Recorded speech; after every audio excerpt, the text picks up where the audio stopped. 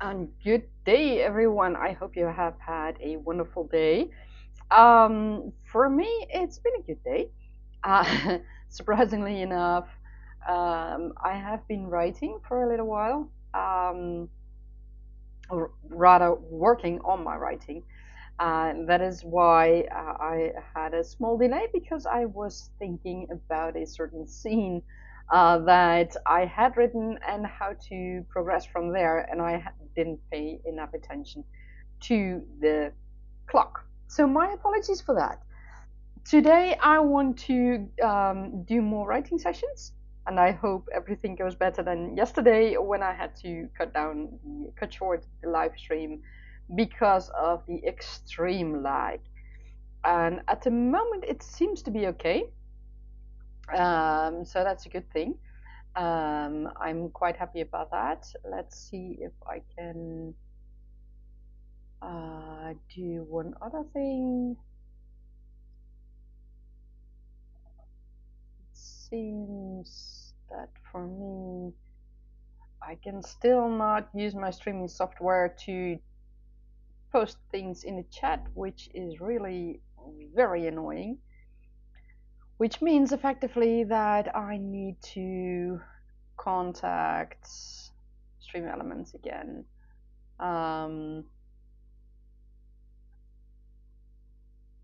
okay, well, that's something for another time.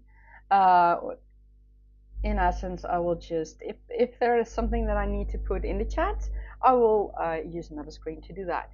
In the meantime, for those who are wondering, my name is Ilse. I am a magic wielding. My apologies. I am a magic wielding dragon companion and creator of worlds, and the world I'm I'm writing in today is the world of Tergaenae, and I am here to help you on your author journey. And to do that, I will do several writing sessions today. My writing sessions are 25 minutes of writing, and then we will have a break to see how everyone is doing, how your progress is, if you have any surprises you'd like to share, or just milestones, because they are also always awesome to share, and things like that, or questions you have about world building, or about character development, or story development, anything related to writing, you can ask, and uh, I will try to answer them. So, without further ado, let's start our first writing session of today, and then we will see how things go. I wish you all good luck. May the story flow, and may your characters um, let their intentions know. Have fun. Happy writing.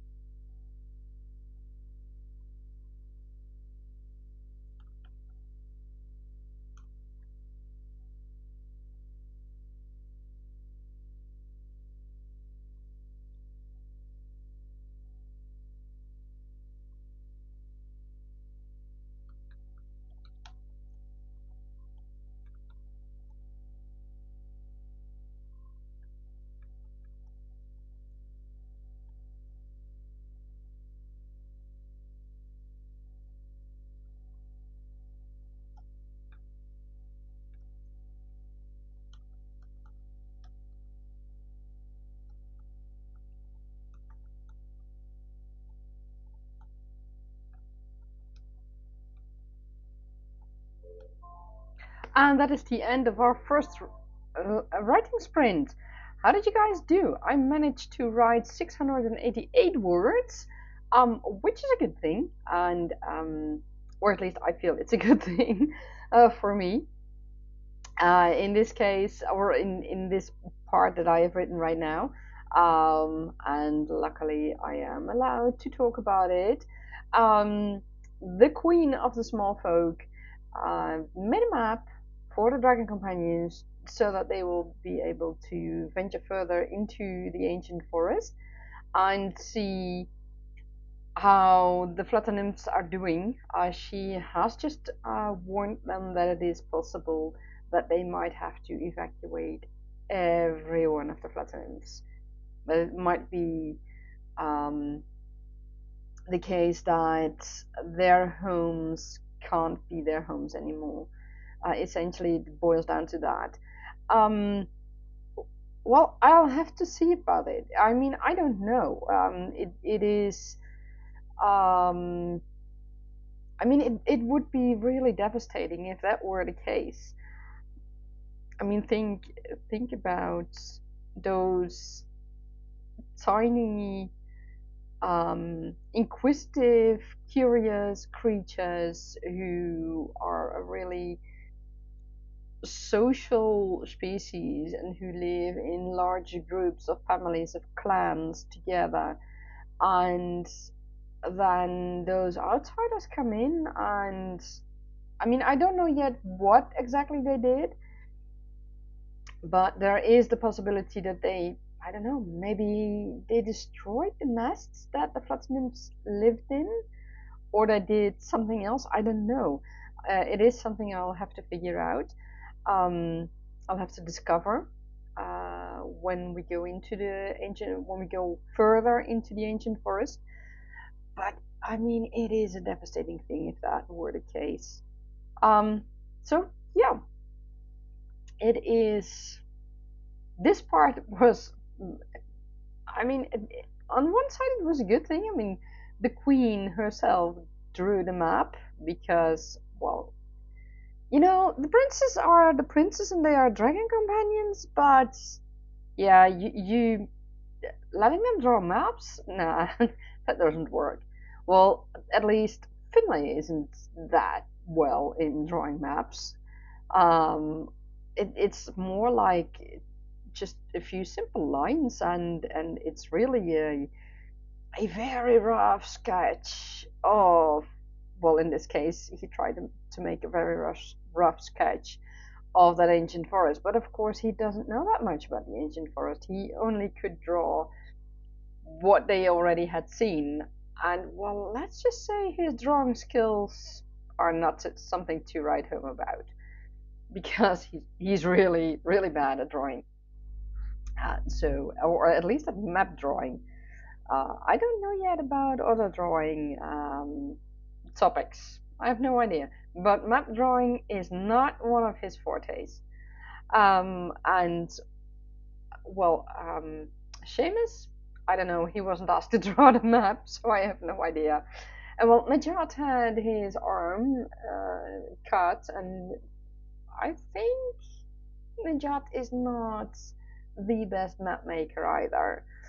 There is a reason that they have map makers in Dragon City, and that these map makers regularly go on patrols and on journeys with the Dragon Companions to make new maps and to make better maps.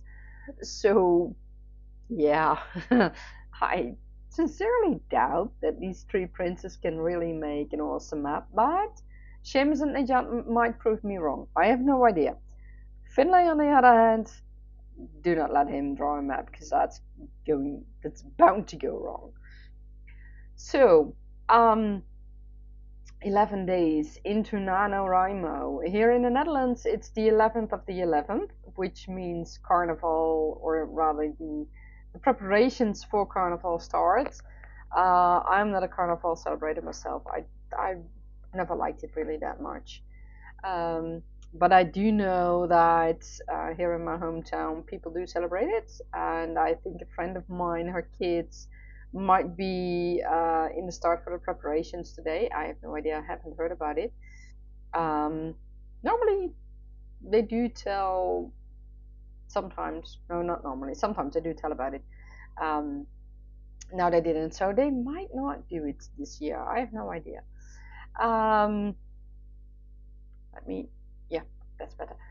Um, so for people in the Netherlands, November, for authors in the Netherlands, November is a mixed, might be a mixed month, with, of course, NaNoWriMo going on, and Carnival. But that's just the start of the preparation. So November might not take a long. It might not be that they need a lot of time for these preparations this month yet. I don't know. And in less than a month from now, we have an event that we call Sinterklaas. And Sinterklaas is based on a true saint, Saint Nicholas. And um, that is a day, or rather, it is the day after his birthday, because his birthday is actually on the 4th, if I'm correct. And we celebrate Sinterklaas on the 5th. And often enough, especially when children are still very young, we hand out presents, or rather, we have Sinterklaas coming for a visit, and he brings a large bag of presents for the kids, and also for the adults. But well, you know the picture. It's kind of it's pretty similar to Santa Claus with Christmas in other countries. I think Sinterklaas is something that is a phenomenon that is mostly celebrated, well, here in the Netherlands, of course. I think it's also celebrated in Belgium, in some parts of Germany, I think, and um, well, on the I don't know, some islands that were part of the Netherlands before the Caribbean islands. Um, I think Sinterklaas is celebrated there as well, and I think that's about it. It does leave me with a question for you guys, with a writing prompt or writing challenge, however you want to pick it up. Does your world have a similar thing to Sinterklaas and Santa Claus? Do people hand out presents to each other on such days? Is there a saint involved, or some deity, or someone who I don't know, some philanthropic person? But I have no idea. Just think about it. Um, Here in the Netherlands, we often have the for the children, for the young children who don't know everything about Sinterklaas, for the youngsters who are listening in. Uh, um, so they get their presents from Sinterklaas, either in a big bag that he brings himself, or um, we also have extra Sinterklaases who help the actual Sinterklaas. I mean, we have about 16 or 17 million people here in the Netherlands, so that's a bit much to visit for one man and his helpers. So he has several help Sinterklaasen um, to help him bring the gifts to the children and also to the adults. And besides that, that happens usually on December the 5th, on the evening, or sometimes in the afternoon. Um, and then often it is also the case that the family gets together and has a special meal, and something you do not do every day. Um, and it's always fun. It's a fun thing to do. I guess you can, yeah, you can really compare it to Santa Claus. I mean, he hands out gifts as well. So let me know in the comments below. I'd love to hear what if your world has a similar phenomenon, and how people deal with that, and how your main characters deal with that. Are they looking forward to such to such an evening or a day or a week? I don't know how long does it take to celebrate it, and what was the initiation of the phenomenon? I'd love to hear about it. So let me know. In my case, or in Tergaenae, I should say, I haven't found a similar thing yet. It doesn't mean that it doesn't exist, but it just means that I haven't found it yet. Tergaenae knows or has a lot. My apologies. Tergaenae has a lot of deities, and with deities, you also often see saints in one way or another, and priests and priestesses, and I mean, you name it, and it's there, and temples and altars and everything. But I know that Saint Nicholas, here on Earth, was named a saint because of what he did, um, and or at least if that information of mine is correct, I'm not entirely sure about it. Anyways, in Tergaenae, there are festivities where people give each other gifts. There are things similar to Christmas. It's not Christmas, but it's there are things similar to it. So yeah, I do have something in my world in Tergaenae, where people give each other a lot of gifts, and where especially the children are maybe spoiled with gifts. I mean, that's also possible. That often happens here. I know that. Um, so yeah, it is one of the fun things. And at this moment for Nejat and Nasya,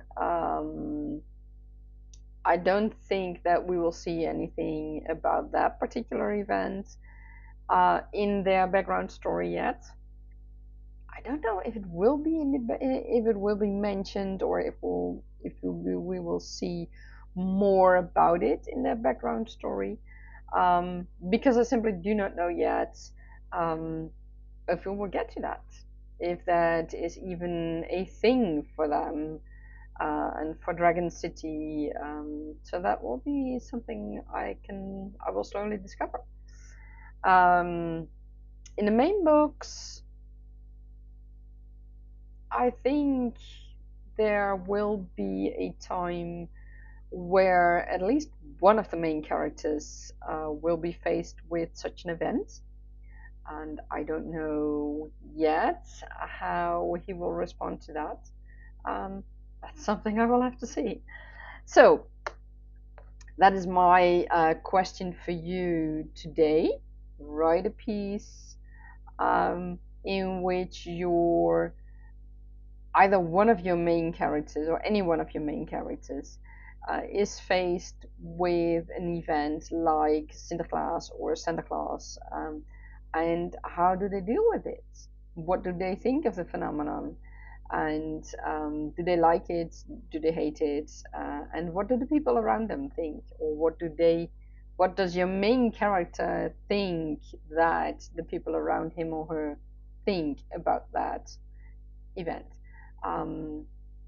Because that's also one of the fun things of writing, and it is a part of, how shall I put this? show and don't tell. There are things that your character can't know unless he or she has been told that information. And of course, then it's also the question if that information is correct.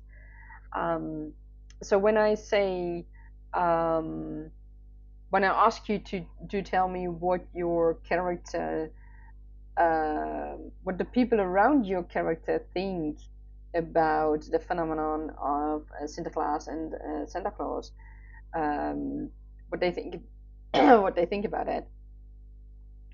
Keep in mind that it is, unless of course your main character is a mind reader, but keep in mind that outside of mind readers, unless your character has been explicitly told it, your character cannot know 100% sure what the people around him or her think about this phenomenon. People can act as if they love it while they actually really hate it. So keep that in mind when you write about this, if and when you write about this. It is always a challenge to show but not tell. In some cases, a little piece of telling is all right. Just make sure it's not an info dump or a world building dump. That is, and also keep in mind that that it can be quite annoying when you let one character say to another, well, you know about, oh, I don't know, some when I say to someone of whom I know has lived here in the Netherlands just as long as I have, so he or she is bound to know about Sinterklaas and about what it means. It is pretty annoying when I start to explain to that person in a way where I say, well, you know about Sinterklaas, and he does this and this and that, and we do this and that, and we hand out gifts, and we have fairs or whatever, and we welcome Sinterklaas into the town with a whole slew of people besides the road. That is common knowledge here in the Netherlands. For those who have lived here in the Netherlands for for at least several years, if not their whole life. It is very annoying when you read that. So if you let your character tell someone else about the event, about the phenomenon, make sure it is a character who does not know anything about that phenomenon. That way, it is logical that your character explains the phenomenon, because the other character apparently needs that information. Otherwise, why would your main character share it with someone who clearly knows about it all? There's no use in that. So keep that in mind as well when you if and when you write about the Sinterklaas and Santa Claus phenomenon. I'm very much looking forward to reading your stories about it. Feel free to leave them in the comments below, and I will check them later. I'm really looking forward to see how things like that are done in your world, if they are done in your world. So yeah, leave them in the comments.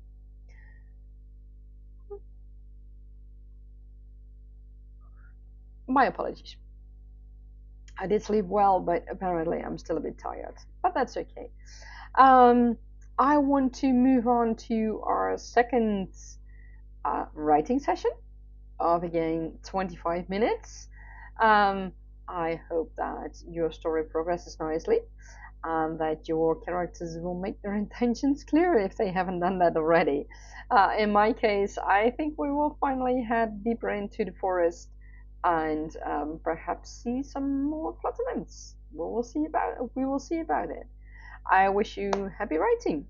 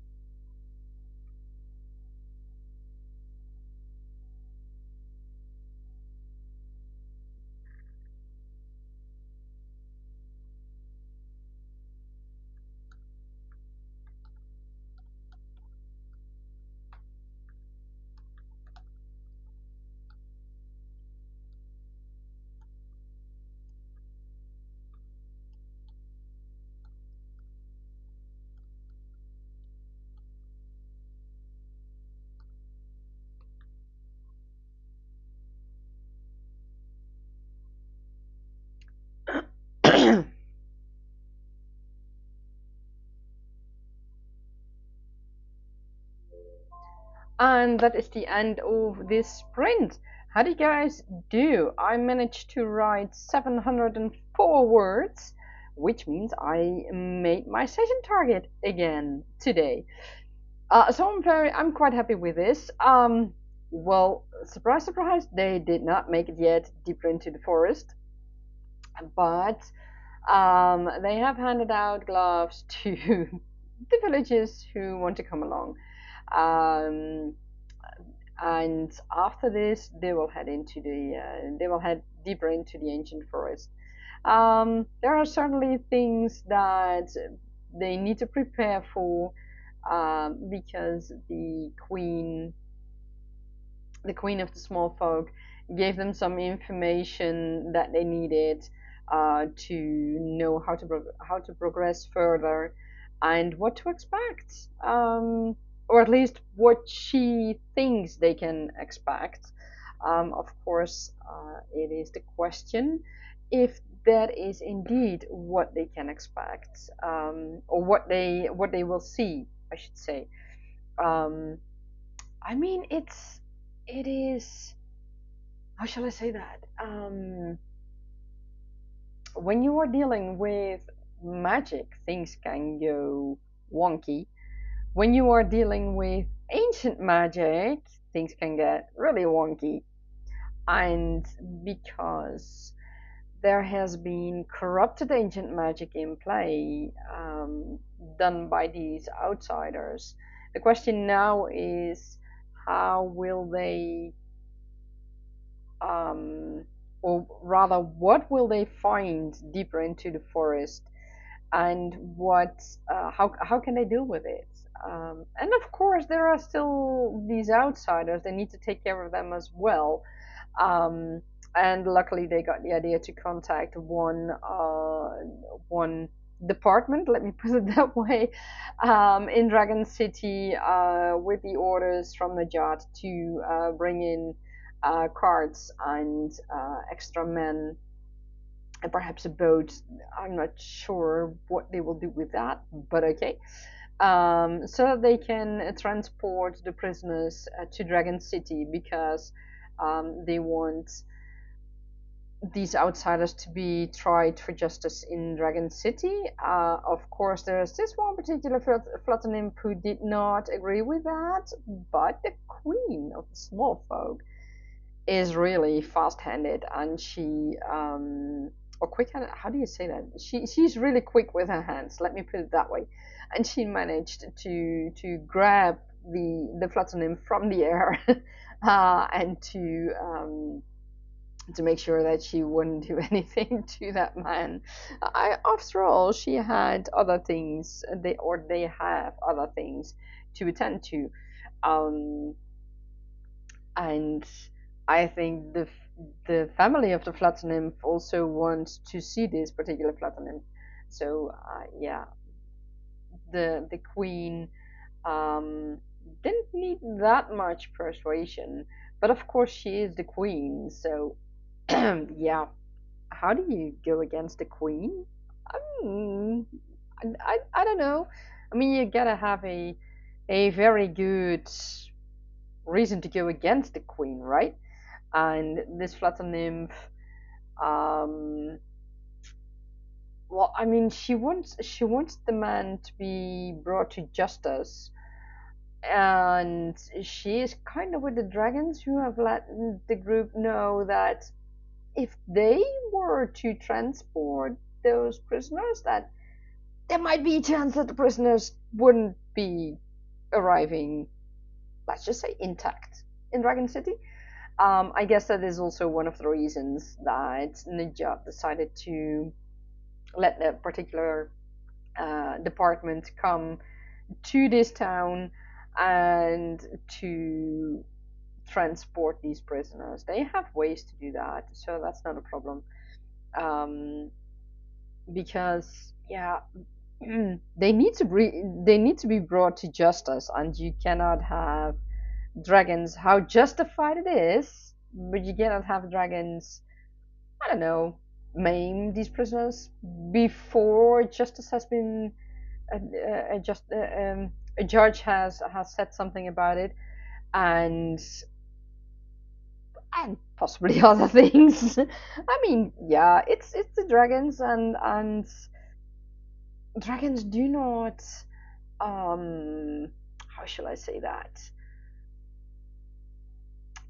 Dragons do not really like people who hurt innocent creatures, and the dragons really know that the flutter nymphs and these relatives of the small folk have been hurt, so they do not appreciate that, and they do not appreciate the prisoners. So yeah, I think I can understand it.